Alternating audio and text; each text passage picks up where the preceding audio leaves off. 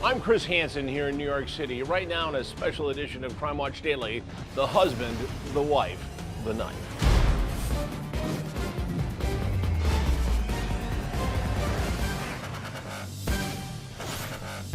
It went from love at first sight. I just thought she was just awesome. To a real-life war of the roses. It's just been the never-ending war. That ends with the wife savagely attacked. I need someone over here right now.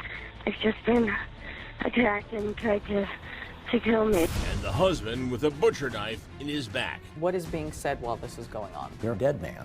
But this is where the story goes off the tracks. The police say that you basically stabbed yourself in the back. None of Brock's DNA was found, but your DNA was. How do you explain that? A he said, she said attempted murder mystery. That's not the truth. Crime scene clues that only add to the confusion. It was literally what I would call a murder to-do list. And a case unlike any our Ana Garcia has ever investigated. That is about the craziest theory I've heard. Right now. Go, let's go. Jason Matera with Crime Watch Daily. I'm Michelle Sagona from Crime Watch Daily. This Elizabeth Smart from Crime Watch Daily. It's Ana Garcia from Crime Watch Daily. You got anything to say? is Crime Watch Daily. What do you mean you don't know she's 13? You're running away now? Welcome to Crime Watch Daily, everyone. I'm Chris Hansen. Today, you'll hear two very different sides of a bloody attack in Minnesota. One that ends with a person in the hospital and the other with a large knife in their back. Here's Ana Garcia with our top story, the husband, the wife, the knife. This story is crazy. It is. He says he was stabbed in the back, and that's no figure of speech. I was backing up. She was yelling. She says she was beaten over the head and nearly strangled to death. If I don't play dead, I'm gonna die. Two very different tales, but they're talking about the same attack. When you see a knife in a person's back, you start to say to yourself, It's the twisted real-life version of Hollywood's War of the Roses. I just want to smash your face in. He's a narcissist. He's a sociopath. I think she was obsessed. This seems rational to you both? The outrageous end of a marriage and the divorce from sanity that came after. Do you feel that we have heard the truth about what happened that day? I guess it depends on what you've heard.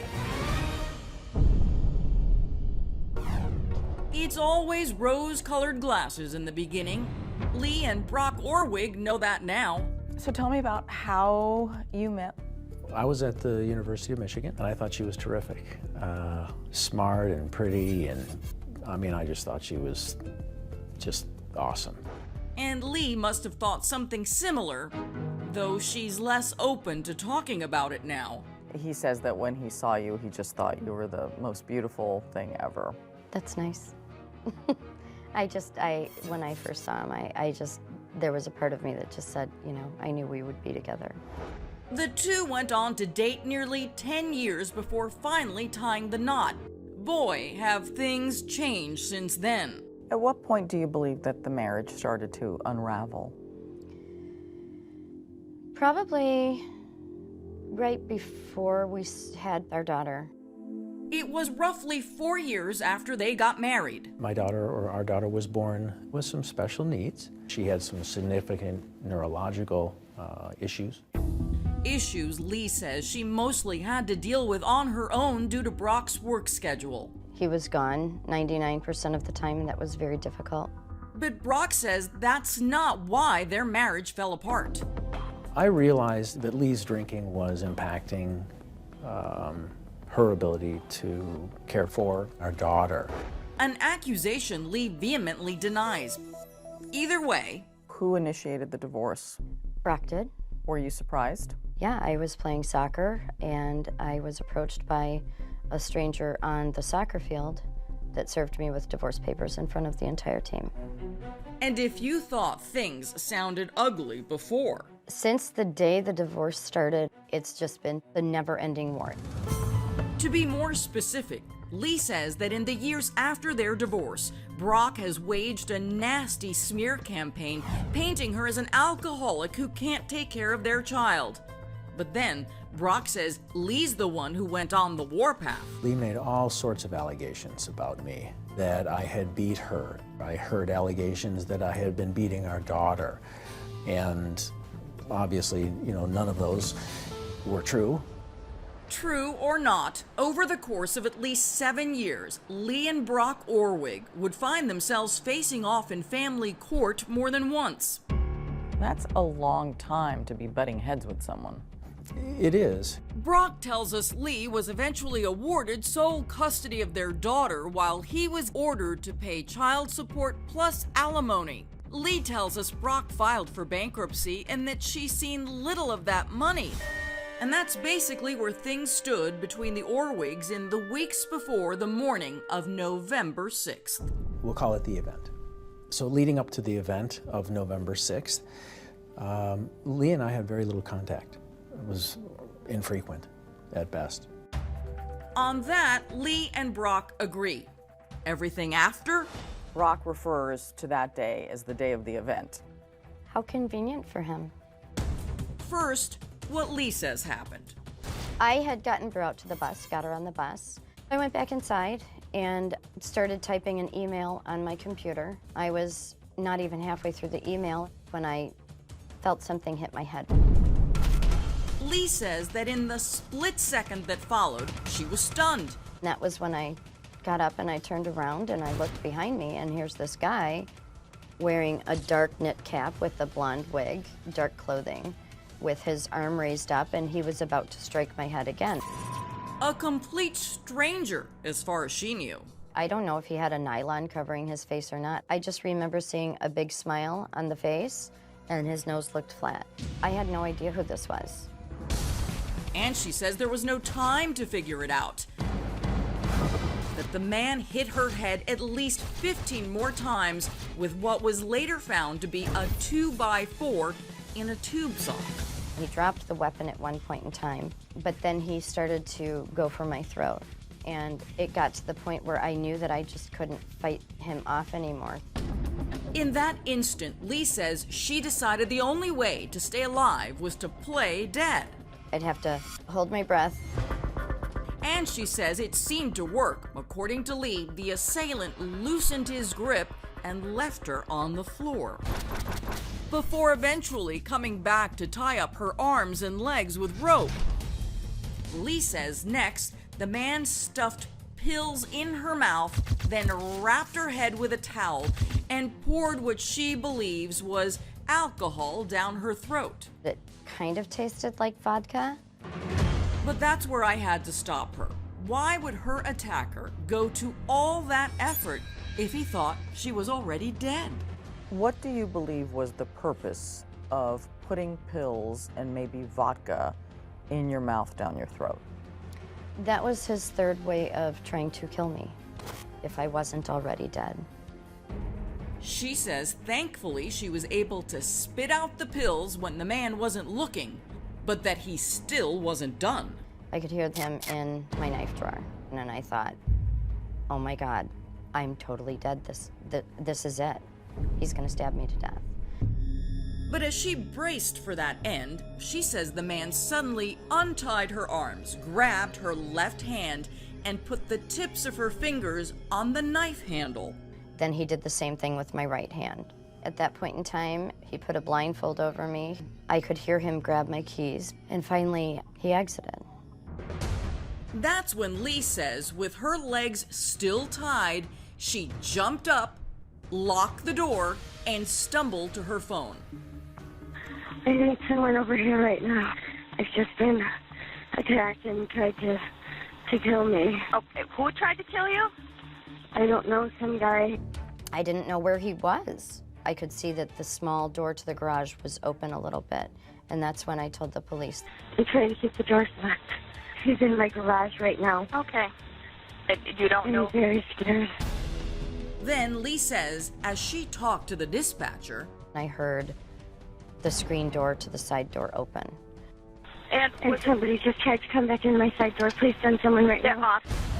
Police arrive shortly after that and find a badly beaten Leigh Orwig covered in blood. And that wasn't all.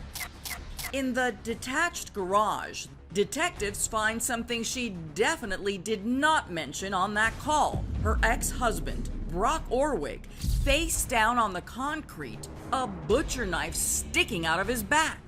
I said, huh? Brock tells an entirely different story. I know. Coming up, I felt this pain in my back. I couldn't breathe. in his first ever TV interview, Leigh's ex claims everything you just heard is a lie. And how could you not have recognized your husband? Ex-husband. What the evidence shows. It was literally what I would call a murder to-do list. We return to today's story, the husband, the wife, the knife. Here's Anna Garcia. Chris, Leigh Orwig has always insisted that her husband tried to kill her. He says it's the other way around. She tried to kill him. Well, for the first time on national television, Brock Orwig sits down with us to tell us his version of what happened. Leigh Orwig called police to say she was attacked by an unknown intruder wearing a wig. What she didn't say was that when police arrived, they would find Leigh's ex-husband, Brock Orwig, flat on his face with a butcher knife in his back. What is the first you say that you learned it was Brock? I was in the emergency room. But how could that be after an assault Leigh says lasted for roughly 2 hours? How could you not have recognized your husband? Ex-husband. Ex-husband. How could you not have recognized your ex-husband in such a poor disguise? I have no idea. I think that there was poor lighting in my house. He was wearing a disguise. Very difficult to see through the blood. It was all down my face. And it is true that Leigh did suffer some severe injuries. I had 23 staples put into 3 large lacerations in my head. But she insists she had no idea it was Brock delivering those blows. She also strongly denies being the person who stabbed him. At least, that's what she says today. Take a listen to this statement from one of the EMTs who treated Leigh that day. She just stated that she didn't know what else to do, so she picked up a knife from the kitchen and had stabbed her boyfriend. Not much ambiguity there. So an ambulance driver, an EMT, said that they heard you say that you had stabbed your boyfriend in the back. I have no idea about that conversation, but I never would have said that, and I never said it. She identified him as her boyfriend throughout your conversation with him? That's what she said, yes. So you never said that you stabbed your boyfriend in the back? Why would I call Brock my boyfriend, first of all? But no, I never said that. And Leigh says it doesn't matter anyway in light of this email from one of the detectives working the case. It reads in part, the paramedic called and said she had injected some assumptions into her statement. These people redacted a lot of their statements because I never said those things. Okay, so then who did bury that knife in Brock's back? Well, how bad was the injury? Well, they said that she had put the knife in 4.5 or 5.5 inches. Apparently had just missed my aorta or whatever, and it was horrible. In his first ever national TV interview, Brock Orwig sits down to give us his version of what he's calling the event. Okay, when's the last time you saw her before the event, which I will call the attack? I mean, you had a knife in your back and she had been bonked in the head, Right, so. right. Yeah. So on November 5th, I was volunteering as a lunchroom monitor, and Leigh came in. What did you talk about? It was about parenting time and money, and I said, listen, I'm hoping we can get some of this stuff behind us. I said, can we talk about it sometime? And she said, yes, come on over tomorrow and we'll talk about it. And I said, okay. Even though both of them claimed they hadn't been on speaking terms for months. Was there a set time that you were supposed to go to Leigh's house? Well, she We just decided to come over after our daughter went to school. Brock says he walked there from a friend's house that morning and that all seemed fine. I went to her side door. It was open, and I knocked on the door, and then I saw her come to the door. She invited me in. Once inside, Brock says Leigh had him take off his shoes, and as he bent over to do that, I looked up just as she was swinging something at my head. That something, he claims, was the same weapon Leigh says was used on her. I ended up ducking. Obviously, I didn't get hit. Instinctively, I ended up kicking her back. She fell down on the ground, and I came over to her and ended up wrestling a 2x4 out of her hands. And what is being said while this is going on? Oh, she's screaming, "You're a dead man. You owe me so much money." It was on and on. She was irate. Mad enough, he says, to kill. I stepped back. She hopped up. I saw her grab something off the counter or near her stove. I thought it was a spatula at first.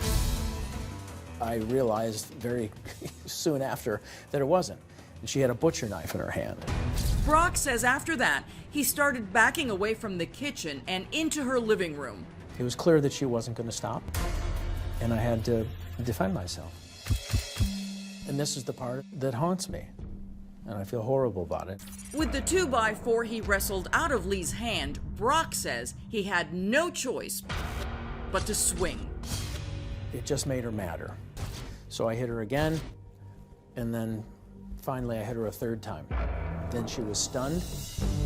Brock says that's when he knocked the knife out of her hand and spotted Leigh's car keys on the floor, his chance to get away. So I figured I would grab her car and go for help. So I ran into the garage. I couldn't figure out how to start the car. So I got out of the car, went back to the service door that I came in, and as soon as I opened it, Leigh was there with the butcher knife. She slashed at me, had nothing to defend myself. And I turned to run. I felt this indescribable pain in my back. My whole body was contracting. I couldn't breathe.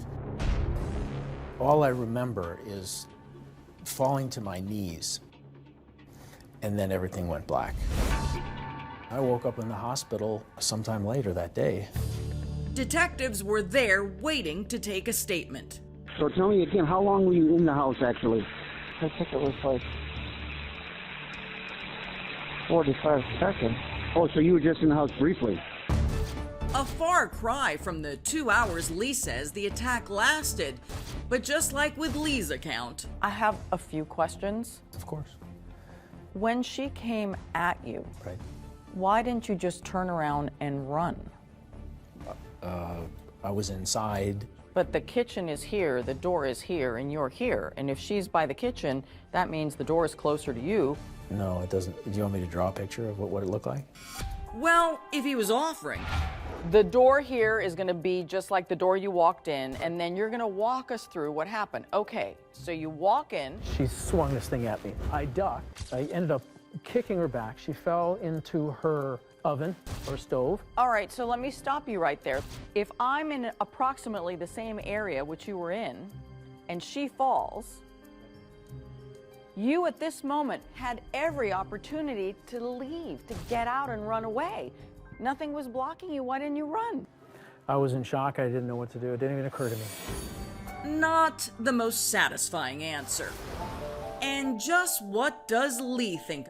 He says you invited him to the house and you came at him with a knife. That's very inventive. Now, why do you say that that's inventive? Because that's not the truth. Coming up, who is telling the truth?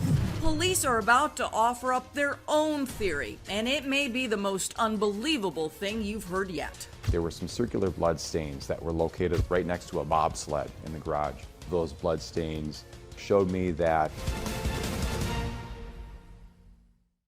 Brock Orwig says he never wanted to hurt his ex-wife, but that he had no choice. I feel horrible about it. She was my best friend. She was my bride. We were supposed to grow old together. I feel terrible that I hurt her. I feel awful. Whether or not you believe that, there are two things we know for sure. Leigh Orwig was hit over the head with a 2x4 wrapped in a tube sock. And Brock Orwig was stabbed in the back with a 6-inch butcher knife. Without question, those two things happened. Yep. The question is, who put the knife in Brock's back? I think it would be great if the Edina police could talk to you guys.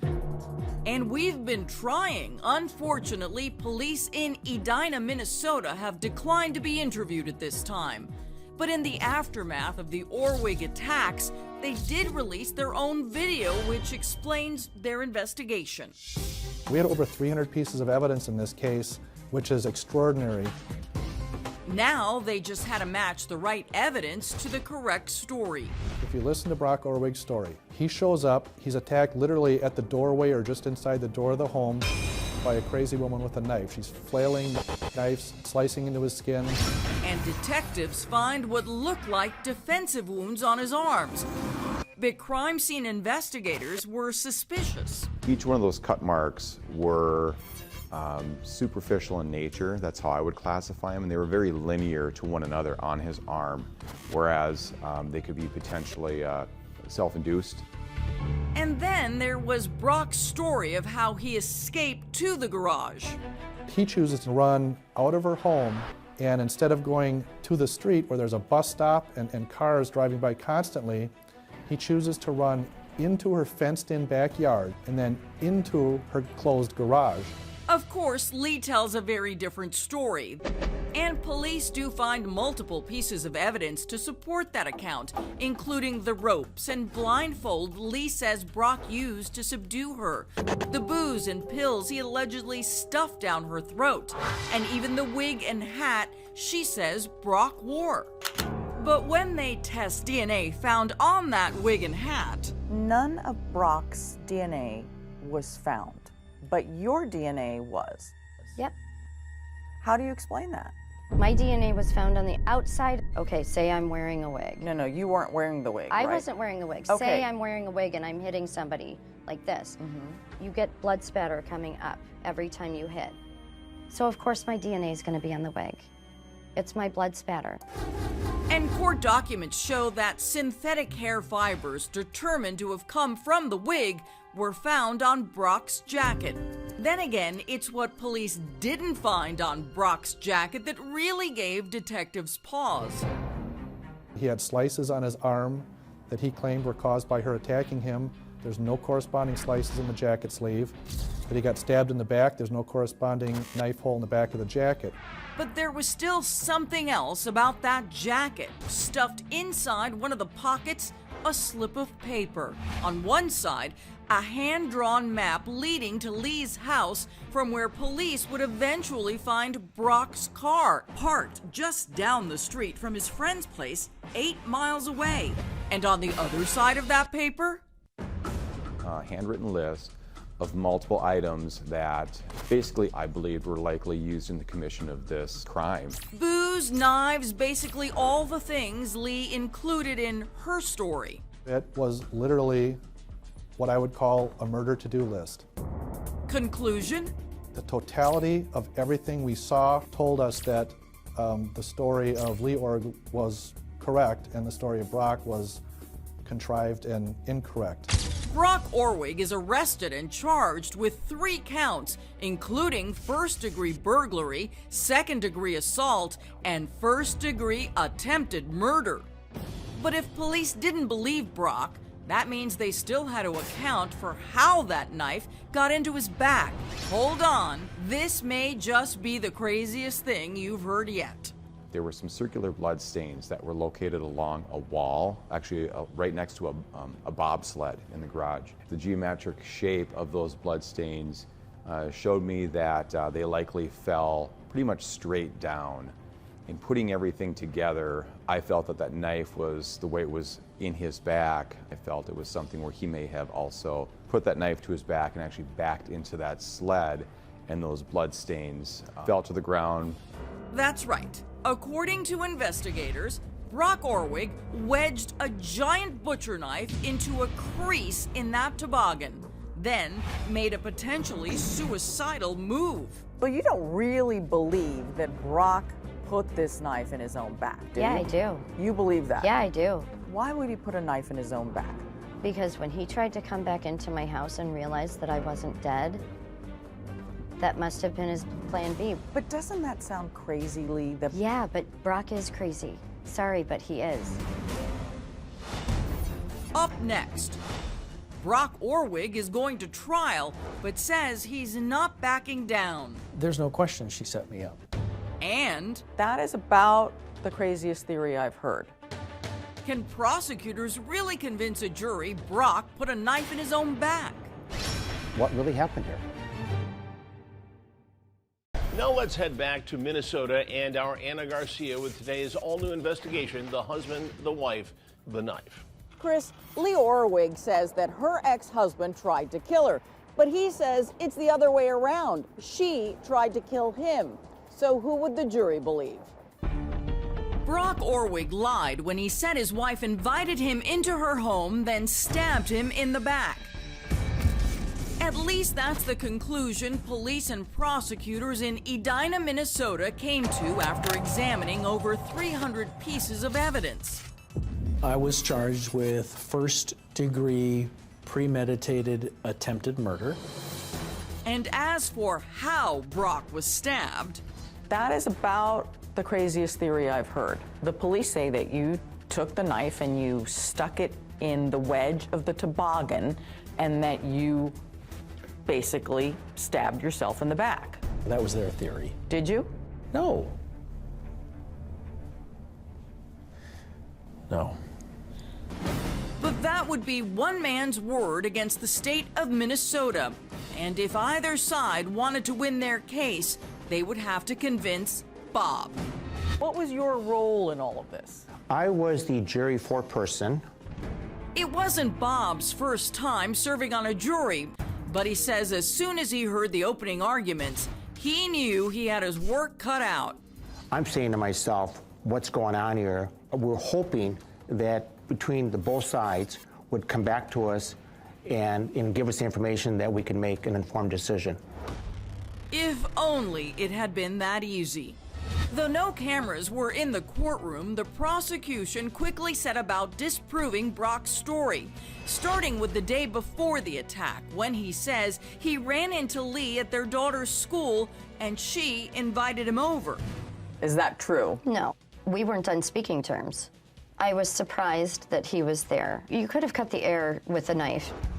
The real story, prosecutors argued, is what Leigh said in the beginning. That he tried to strangle her because there was some problems with, he was not paying child support. But did the evidence really support the charges? First, there was that 2x4 Brock says he wrestled out of Leigh's hands, then used in self-defense. It had both my DNA and hers. Okay, and that kind of supports your version of what happened? Well, yeah. But supporting Leigh's story? When police searched Brock's house, they found wood matching the 2x4 used in the attack, the other tube sock matching the one on the 2x4, and even rope matching the ones Leigh says Brock used to bind her. His defense? There were several occasions where there were some things that were stolen from my driveway. And I have no doubt it was Leigh.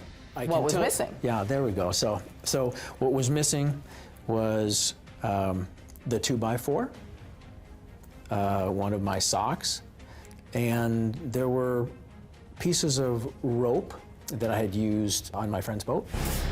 An almost too perfect explanation. We kind of say to ourselves, okay. And that was still just a small sampling of the evidence. There was also Brock's jacket, which police said should have been cut up to match his knife wounds.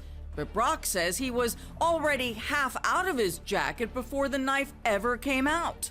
Okay, so you had part of your jacket still on while this wrestling is going on? Yes. It fell off at some point while we were wrestling. But even if you believe that, what about the, quote, murder to-do list detectives found in that jacket. What was your opinion of the to-kill list? They had brought in a handwriting expert too. Who actually wrote this note and everything. And from what we were able to gather, Brock did not write the note. An unexpected twist. The prosecution's own expert couldn't conclusively say the handwriting was Brock's. And if he didn't write it... She had forged my name before? Yes, she had. She, as in Leigh. So his defense asked, had she also forged the note? He says you wrote them and put them in his pockets. I must have forgotten to leave my DNA on them. I didn't have anyone's DNA on it. It was so bizarre, everything that was going back and forth. And it would only get crazier. On the other side of that note, the hand-drawn map leading from Leigh's house to where police found Brock's car. Not at his house, but near a friend's place. I'll give you that the murder to-do list looks more like a plant. The map? I don't know where I fall on the map, because how could she have known your car would be parked pretty much in the same location as the map has it? Easy, Brock's lawyer argued. She was stalking him. I think she was obsessed.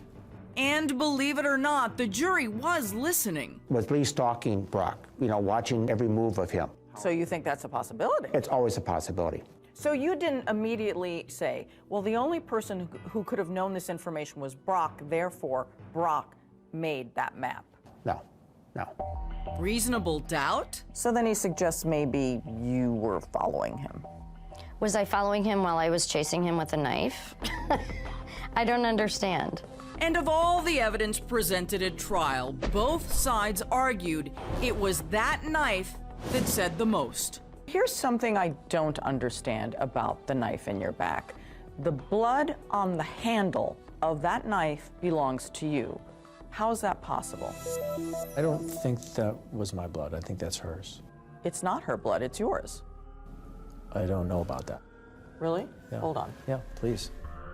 Envelope containing swabbing of blood-like substance from the knife handle matches the DNA profile obtained from Brock. And it does not match the DNA profile of Leigh. Good. Okay, so I guess that's pretty clear. So the only thing I could tell you is if that was my blood, then that would be the same blood that was on Leigh's hands. That would be the same blood that was on the floor in the garage. The same blood he says she got on herself after slashing at his arms. Now keep in mind, I'm oozing blood all over the place. There is no blood trail from my side door to the garage, because I wasn't following him. None of my blood is in the garage. It's all Brock's. But an even bigger question than how Brock's blood got on the handle was how the knife really got in his back. Was the prosecution's theory even possible? You'd have to be like in Cirque du Soleil to pull off something like that. Brock was a gymnast. He's a lot more flexible than you think he necessarily is, but I have no idea what happened in my garage that day. I only know what happened to me that day. And again, there seemed to be plenty of evidence to support that. But the knife? It did not happen with that knife wedged in the back of that toboggan. It did not happen that way. What does that mean, Bob? Coming up. They tried to tell the truth. After days of testimony, it's time for the verdict. But the judge said neither story reflected the physical evidence. The biggest surprise is yet to come. When the marriage is over, who gets the knife? Attorneys prosecuting Brock Orwig for the attempted murder of his ex-wife agree it was him, but that he gave it to himself. Do you believe that? No. We actually had the weapon, and we tried to put it behind us and said, how can you stab yourself in the back? And if they didn't believe that, then how do you think the knife got in Brock's back? Leigh stabbed him. It's what Brock had been saying all along, though it still didn't mean the rest of Leigh's story was false. The evidence was all over the board. There was just a lot of misinformation that was being thrown our way. For instance, there was Brock's claim that he walked to Leigh's from a friend's house roughly 8 miles away, a claim police were never able to verify because Brock didn't have his cell phone with him. In fact, I had left my wallet and my cell phone on my bedside table that morning. I sometimes forgot them. Isn't that unusual not to have your cell phone on you? No, I've forgot my wallet and cell phone lots of times. Did you find that suspicious? Absolutely. On the other hand, is it really possible Leigh didn't recognize her attacker during the 2-hour assault? And is her whole story even logistically possible? Okay, so when she came back in that morning, Brock somehow snuck in the side door, hid behind the couch, but when you look at that couch, the way it was sitting in the living room, there's no way that Brock could have hidden behind that couch. It just did not happen that way. And after both sides made their closing arguments, even judges looking at the case were confused, with one quoted as saying, "At oral argument, neither party's attorney could offer any story logically consistent with the physical evidence." In other words, when we went into deliberation, we started picking it apart. There were so many lies that were going back and forth that we were trying to get to the bottom of it. You know, what really happened here? And after days of going over the evidence and nearly deadlocking, Bob and the rest of the jury came to this conclusion. I firmly believe, and most of the other jurors, that Leigh was the one that instigated, this whole event. On the charge of premeditated first-degree attempted murder, Brock Orwig is found not guilty. And the jury was unanimous on that. Unanimous on that, right. Unanimous, he says, in believing it was the other way around, that all the evidence pointed back to Leigh being the premeditated one. So you believe Brock was indeed invited to the house? Correct. The whole jury thought that he was attacked when he walked into the house. When she called 911, do you believe she thought she'd killed him? Yeah. Really? Yeah. And somebody just tried to come back in my side door. Please send someone right now. That's and she was trying to cover her tracks. And Bob wasn't just telling me. I told the prosecutors after the case that I was surprised that she wasn't on trial for attempted murder. But if Leigh did stab Brock, why wasn't any of her DNA found on the knife handle? Not even the fingerprints she claims her attacker planted while she played dead. Don't you find that kind of weird? We did find it weird, but we also felt that she could have put something over the handle on that particular knife. Of course, Leigh is not and has never been charged with anything related to the attack, insisting she and the state of Minnesota had it right the first time. So Brock is claiming that I stabbed him in the back, and the reason is because I wanted the $20,000 settlement money? He said that you were yelling at him about the money that he owed you, and that's why you came at him with a knife. So how would stabbing him get me the money? I have no idea. Just curious. But you would be rid of him. Yeah, but that wouldn't give me the money that it doesn't make any sense. Have you gotten the money anyway? No. No, so there you go. But even though the jury found Brock innocent of murder, he wasn't exactly off the hook. On the lesser charge of second-degree assault, it was guilty. But if he did it in self-defense, then why did you convict him of assault? The jury felt that because of the severity of the head wounds that Leigh sustained, we had to do something here. He could have backed off. Brock Orwig is sentenced to 3 years behind bars, ultimately serving 2. You were convicted and sent to prison for attacking your ex-wife. I don't know that that's accurate. I think what the jury found was that I defended myself with too much force. It's assault. You were convicted of assault. It's either assault or it's not. And they said assault. I mean, that's not in dispute, right? No, absolutely not. The reality is I didn't have a choice. I mean, I ended up having to defend myself. She was coming at me with a butcher knife.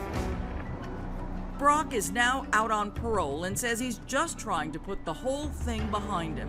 There's no question she set me up. But I've moved on. I mean, I've forgiven her, and I don't want to be defined by that event as oh, you're the guy who got stabbed by his ex-wife and then got to go to prison. I don't want that to define me. though he is currently prohibited from having any contact with Leigh or their daughter. Leigh says his freedom alone is a slap in the face. Brock got away with premeditated attempted murder. He should have been in prison for a lot longer for what he did. 2 years wasn't enough? No. I'm given a life sentence now. He's out of prison, and as soon as his GPS bracelet comes off, he can go anywhere he wants to. I have a 50-year OFP against him, order for protection, but that's a piece of paper. That doesn't guard my life, and I live in fear. Yet Brock says you're the one who got away with attempted murder. All I did that morning was survive. That's all I did.